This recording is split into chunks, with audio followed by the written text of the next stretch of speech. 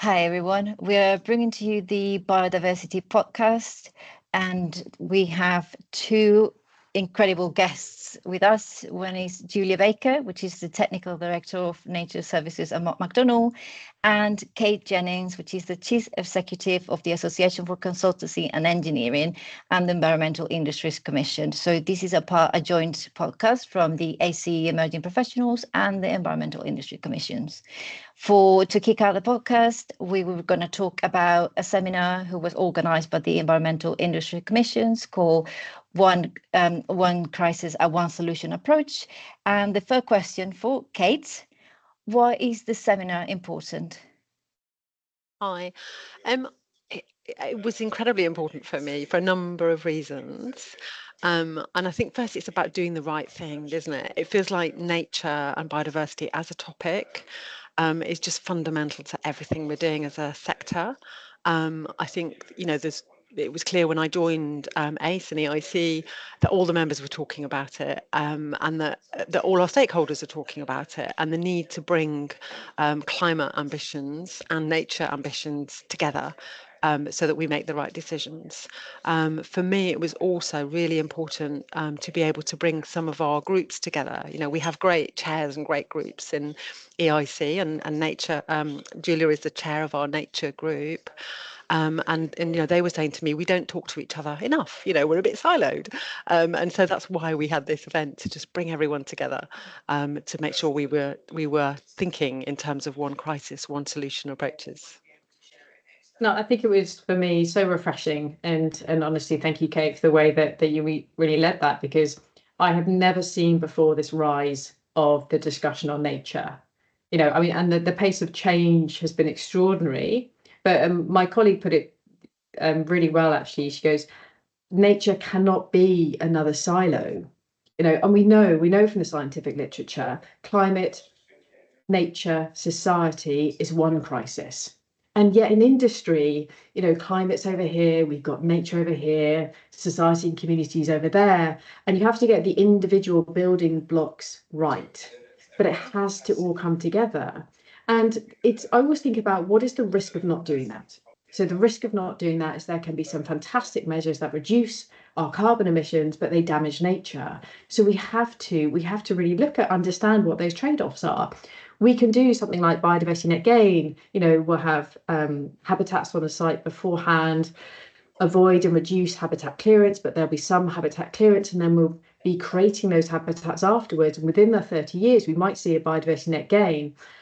But when you lose those habitats, there's a loss of carbon sequestration. So is that biodiversity net gain actually pay that back? Is that biodiversity net gain actually increasing carbon sequestration? And it's really, I think, our responsibility as an industry to say, this is nature's time, right? Nature firmly has a seat at the boardroom table. It's not last on the list. It's got an equal place, but there's so many connections. It's one puzzle to solve. And I thought the summit next year would have been too late, Kate. It was such the right time to capture this moment, because when we become entrenched in this new world of nature, it's really hard to retrofit, these connections. And it was great to have that conversation to say, hey, you nature guys, you're just part of the team, and it's got to be that approach. Definitely. And I think this touches on second question, Julia, which I think you made a very good point. And why do you think is the seminar relevant? Yeah, I think it was to really understand that firstly, it's the trade-offs between these different sustainability agendas. And we really need to recognise that what we do for carbon and net zero, and what we do for nature and people, there can actually be unintended consequences between the pursuit of that. But because you're pursuing something good doesn't necessarily mean that there might not be those consequences. But when you look at it in the round, you can just really make sure that you're seeing that. And the worst is if we think we're making progress when we're not. So we might see all these biodiversity net gain metrics, but all they'd be doing is chipping away at the carbon sequestration. Or we might see the biodiversity net gain metrics, but actually some communities have lost green space, others have gained it, and we're just adding to the problems of social inequity. and as an industry, we can't afford to do that. As a society, we can't afford to do that. And as professionals, that's our responsibility. So just because, the policies or laws might be quite siloed doesn't mean that we have to act in that way. And it was really such a lovely summit because, normally I'm with my tribe. I'm with the nature tribe. I would talk about this stuff. And what you did, Kate, with the summit so brilliantly is like, well, actually, we're in a panel and there's nature and there's carbon. And can you two talk, and just start off that community about, right, I need to know about your world, you need to know about my world, and let's find this out. Absolutely. Kate, would you like to tip in? Yes, absolutely. So I might pick up on that, the timeliness of the event sort of first. So obviously, we represent our member interests, to government. And for me, it was important to try and bring that, where are we sort of politically? What does this mean, in the sort of context of where we are? And it's, with a new government in place, and they've said lots of, positive things in this space. You might have seen the DEFRA Secretary of State, being very clear that he recognises that the UK is one of the most nature depleted countries in the world. That we absolutely have that platform to need to step up and engage and make a positive difference sort of here. It also feels particularly timely because government is consulting on things like, new planning frameworks. They're looking at brownfield first. They have ambitions for things like a land use framework.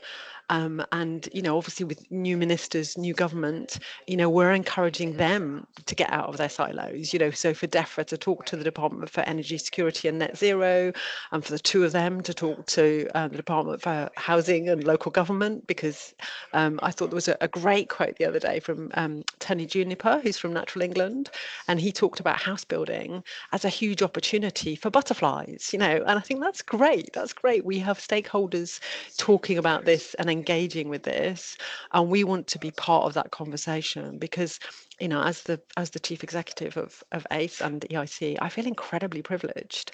Our membership are amazing people.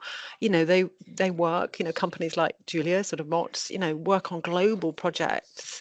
They're all across this agenda at every level, whether that's in discussions at the UN or projects, outside the UK, or critical infrastructure projects in the UK, whether that's Sizewell or, transport projects, High Speed 2, and, all the housing projects that make such a difference to the communities. And I think by bringing all of that expertise to the table, I'm a real optimist. I think we can make the right decisions, and I think we want to help. As an industry, we want to sort of celebrate that expertise, and think about how to make those trade-offs in the right way. Because as Julia says, it's about people and society and communities, and about nature, and climate. We need to get all three of those things right. So it felt really timely to be having this conversation. Yeah, absolutely. I think there's a key piece, isn't it, Julia and Kate, like having all those conversations with all those three sectors together rather than, just give more importance to what on the other, because at the end of the day, they're just interlinked and they just work together. And if they don't, glue together, then it doesn't work. So I think what you said is truly important, and having organizations like the EAC and the EIC to showcase what we're going to do and what can we help the government. I think that's absolutely brilliant, because I think a lot more people need to talk about this and need to know what you're doing. So I'm really glad to hear that it was a positive, of course, outcome from the webinar. And just to, if you could just take a reflection piece from the webinar, or something personal maybe that you thought about, if you could share with the rest of us, what would it be? If you want to go first, Julia. Yeah, I think I think there's a couple of things. I think so for me, the nature conversation is now, what's the material risk and opportunity of nature to your business? And when we're talking about this one crisis, one solution, it's really important that technically we get the links right, and we're making sure that through the recovery enhancement of nature on these projects, we're tackling climate change, we're strengthening our resilience to climate change, we're boosting society, communities, health and well-being. But actually, what really came through is that, people get that. We have the technical expertise, we have the science, we understand that bit, but it's the importance of relating that to what is material to that project or to that company or to that client. Because how can we make sure that through the recovery enhancement of nature, we're unlocking the constraints to growth? We are enabling the economy, and that's coming. The nature positive economy, the discussions at the international level are really picking up that pace, but we need to really tease that out. And I mean, it's a couple of years ago, you asked me what's the value of nature, and I would have said, hey, pollinators, and of course that's so important, the bees and the pollinators, and that's really important. Now the discussion is in the boardroom, because are you making boardroom decisions based on how dependent you are as a business to thrive on nature? And it's that materiality assessment that I think it really, I don't know about UK, but I sense that was the thing, that people were really starting to move on. It's like, with the summit, you gave us that permission, if you like, to really join up, to break down those silos, and everyone's like, yes, please. There's a hunger for that, there's a need, but it's breaking that boardroom level discussion. It's moving nature into that materiality for a business. It was that moment that I was like, actually, this is a bigger conversation about how do we get that in the heart, in the lifeblood of what makes our industry tick. I agree with all of that. So I think quite a lot of this is about what is the business case for doing the right thing, because effectively we're talking about doing the right thing, aren't we? And in the seminar we had 3 panels. So we had one that Julia sat on, which was about climate and nature predominantly.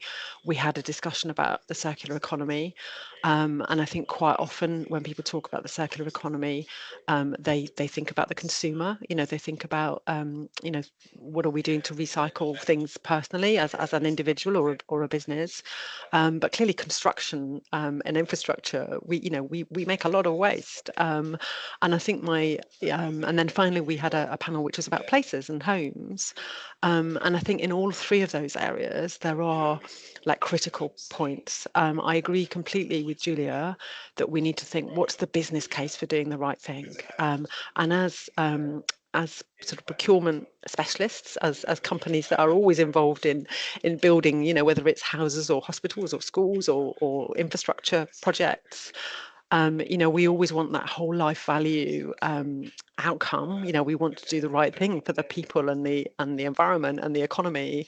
So this is actually in our lifeblood in many ways. But Julia's right. We need to make sure we're having that conversation at the board level, and we're having that conversation at cabinet level, because sometimes, being honest, sometimes it's cheaper today to do something where you don't think about all of these things holistically, but actually that's the wrong decision, and we will regret that, if we don't make the right decisions now.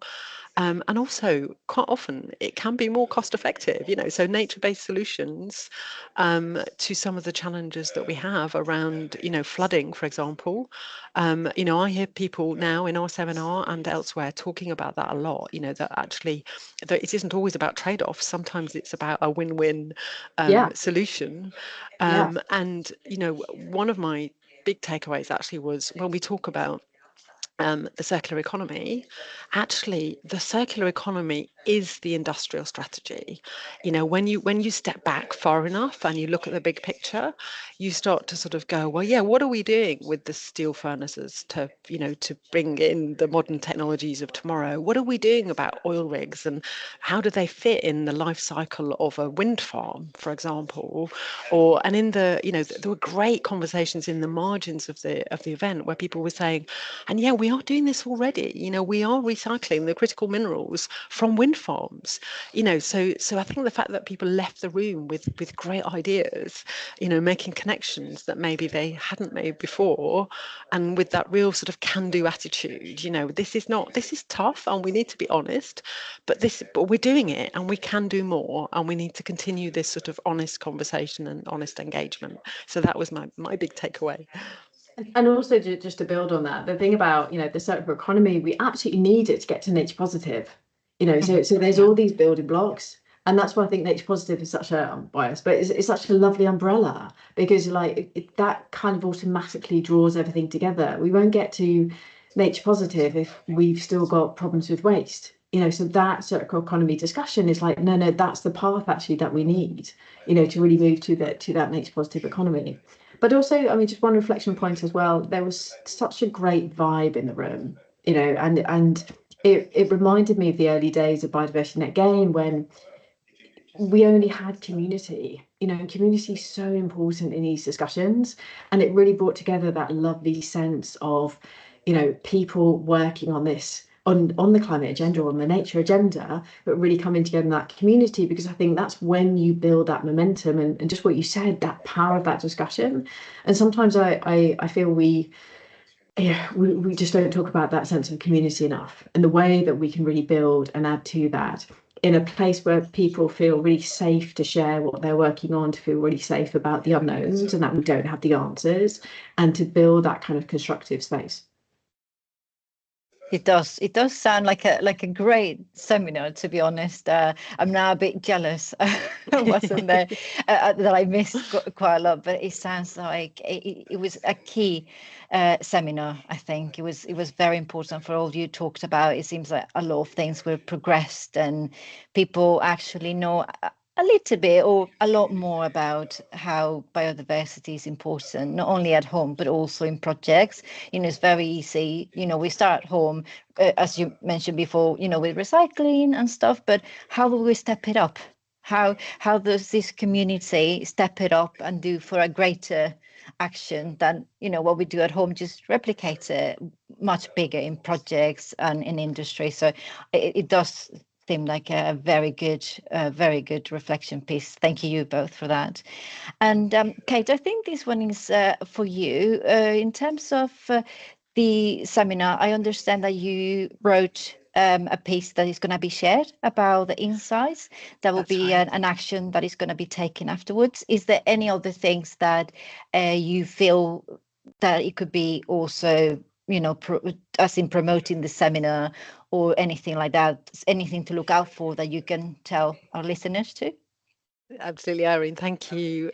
So yes, we've written up the seminar and the findings, and I think we're pitching that really as a sort of offers and asks. I think we all need, we can all do things in this space. We all need to sort of take responsibility. So we as ACE will be thinking, how with our members, we continue the dialogue, and obviously there are some things we'd like to do with government. So we would like DEFRA to help us, because obviously they're the lead department here, and think how we can work in partnership so that we've got that golden thread through all the government policies. There is one crisis, one solution, and there are really practical examples there of what does it mean for planning policy, what does it mean for DEFRA policies and DEFRA reviews, and what does it mean for procurement policy. I think into procurement policy, obviously we work closely with people like the Cabinet Office.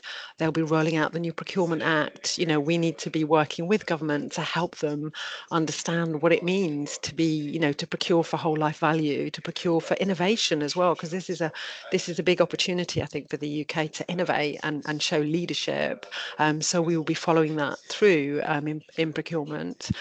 And then we've talked quite a lot actually in our manifesto as EIC about doing something on the economics of climate resilience. Because I think when you look at it, when you look at this discussion from that perspective, I think that's where you realise, there are things which are more cost effective if you do them in a nature friendly way. They're more cost effective if you think about, waste and whole life value sort of thing, and that circular economy piece. So that nature isn't, as Julia talks so beautifully about being in a community sort of thing. It's like that community should be all of us, shouldn't it? And so I think what our report hopes to do is just to sort of capture the great discussion on the day, and make proposals for where we go from here, because this is just the beginning. We will be launching that, and I hope you will all look out for it and read it and give us feedback, because as Julia says, we're all learning as we go. And just to jump on that, I think one of the most important discussion points you raised is procurement. We've done some biodiversity footprinting when you look at your biodiversity impact throughout your value chain, and it's procurement. So our nature community is moving from a space when it's like, okay, what nature's within the red line boundary and, they're protected species or habitats. When you move into that discussion, which is more about, can we have a contribution to the nature positive goal? What's our footprint on biodiversity across our value chain, which is, carbon's been doing it for years. Procurement, Kate. Yeah, so that's like, okay, I've got to learn about that stuff. And you've really picked up that point. But also it can be such a force for good, because if there's market demand, could you imagine, can we have some nature positive tarmac or, like products, whatever that might be? Yeah. That's so effective in terms of change, and it's so quick as well. And again, I would say it's sort of happening already. It's not as pervasive as it needs to be. Yeah. But I love it when I hear colleagues from national highways, for example, talking about green bridges and joining habitats. I love it, as I said earlier, when Natural England are, talking about house building as an opportunity. We maybe haven't talked enough about places and housing, and because that was the third panel. What you're starting to hear, I think, amongst our community is this sense that, well, maybe those houses that we wanted to build in Cambridge, we haven't got enough water, or maybe actually the data center is taking all the energy in the west of London, and what about everybody else? So I think it's almost like we can't afford not to have this conversation anymore, and we just need to think positively. This is what sustainable development means. It means developing in a way that is one crisis, one solution sort of approaches. Absolutely, and I think that's the key. It is spot on, isn't it? It's one crisis, one solution. Everything comes together, and that's how we should look at it from that perspective. So, very, very good reflection. So, for the listeners of the recording, that was a fair bit of questions from the EIC seminar, One Crisis, One Solution, that, as Kate mentioned, is going to be launched, the reflection piece is going to be launched soon. So look out for it and keep an eye on it. And if any questions, people can contact you. So I think that was very good. Now, moving on from the seminar, I have a question for you both, a few questions. What do you think the industry and the government can do better, and what do you think they're not doing enough of? I can Whoever start. wants to. Yeah, that's fine. I mean, from government, and we've kind of alluded to this. We got mandatory net gain for nationally significant infrastructure projects coming out at some point. That is the moment to say, well, let's mandatory net gain in ways that help tackle climate change, in ways that you just need that one crisis, one solution in that policy. So mandatory net gain linked to tackling climate change, linked to boosting our resilience to climate change, linked to improving society. And I do feel it is our responsibility, absolutely, to start joining these dots. But my gosh, if you can just have that in the policy, so this is the moment. We have mandatory net gain on the cards for nationally significant infrastructure projects at the moment. DEFRA is undertaking a review of the environmental improvement plan. Can we move that to be a nature positive economy roadmap? So these are the moments there.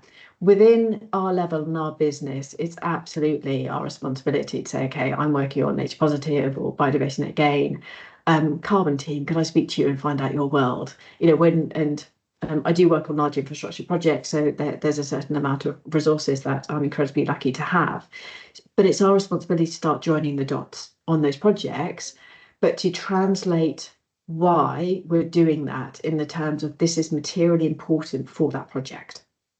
And that's the trick. I know how valuable nature is to our economy and our society, and my job is to communicate that. So this is materially important because this project or this company or whatever, rather than what's, like you say, Kate, it's a good thing to do. Our job is to make sure that we're communicating why this join up between nature, climate and society on this particular project is really key for this particular project.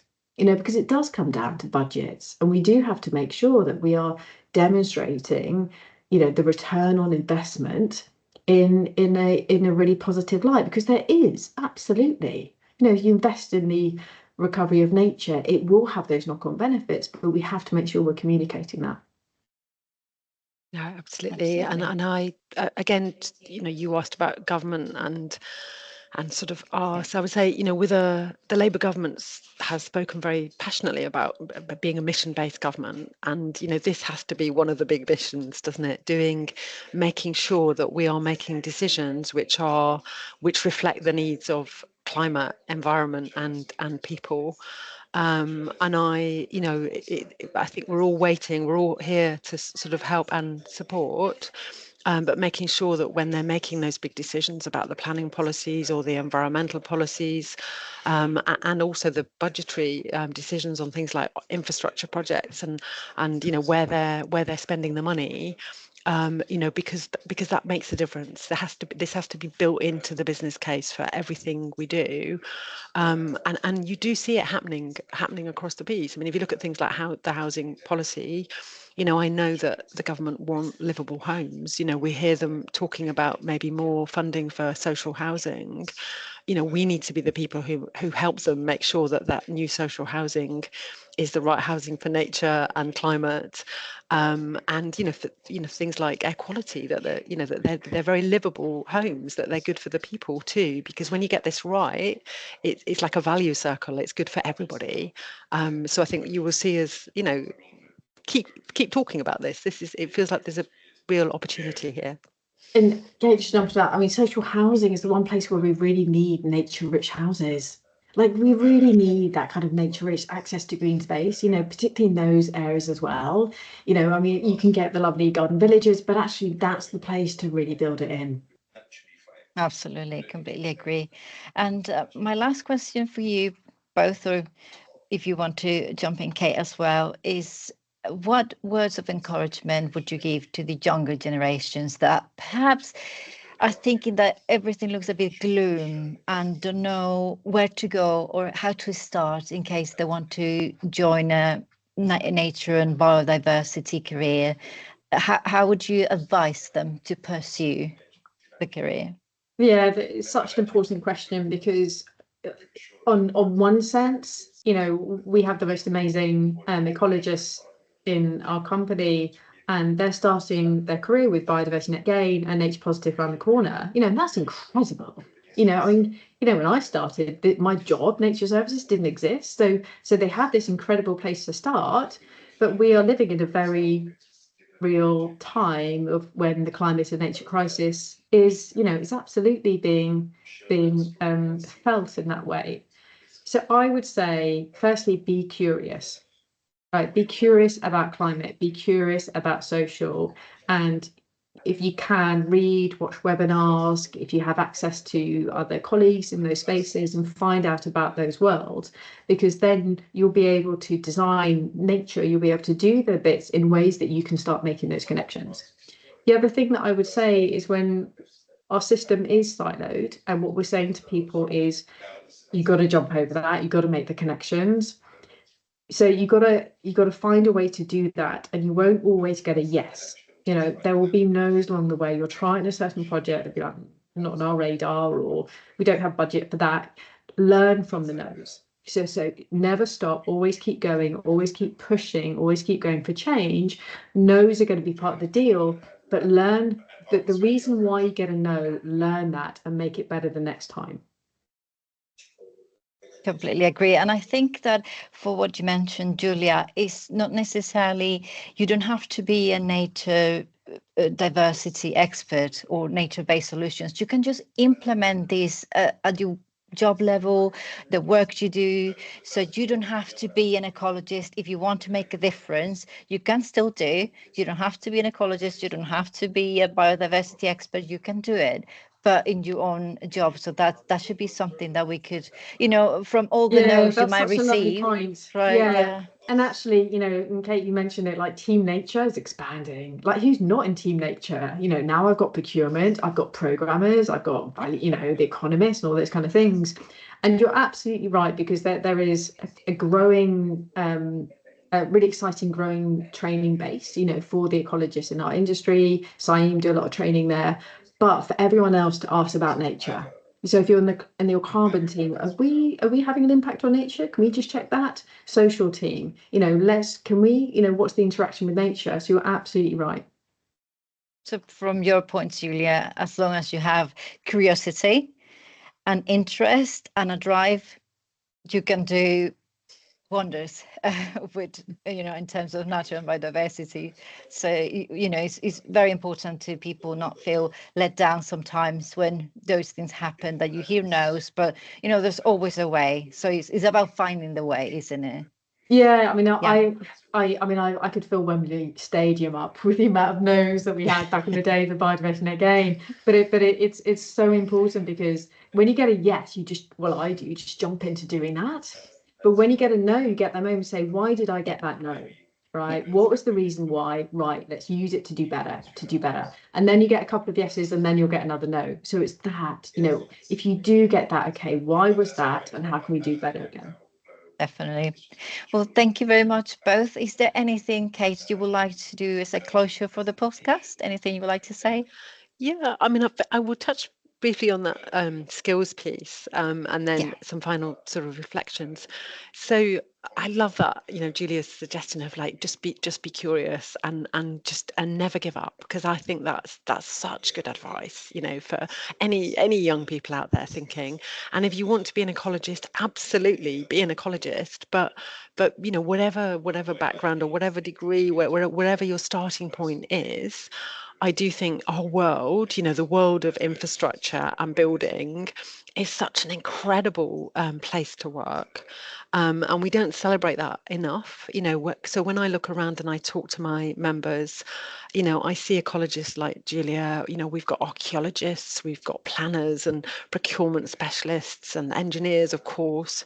And it feels like what we're entering is almost like the second industrial revolution, except this time we're going to do it in a one solution way. We're going to focus on the biodiversity net gain and the energy efficiency and the waste, getting all of that right.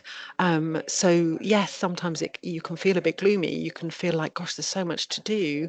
But actually, when you become part of our team, it's a brilliant place to work. I love it. And I love the fact that what we do is really tangible. It's not sitting in an ivory tower thinking great thoughts.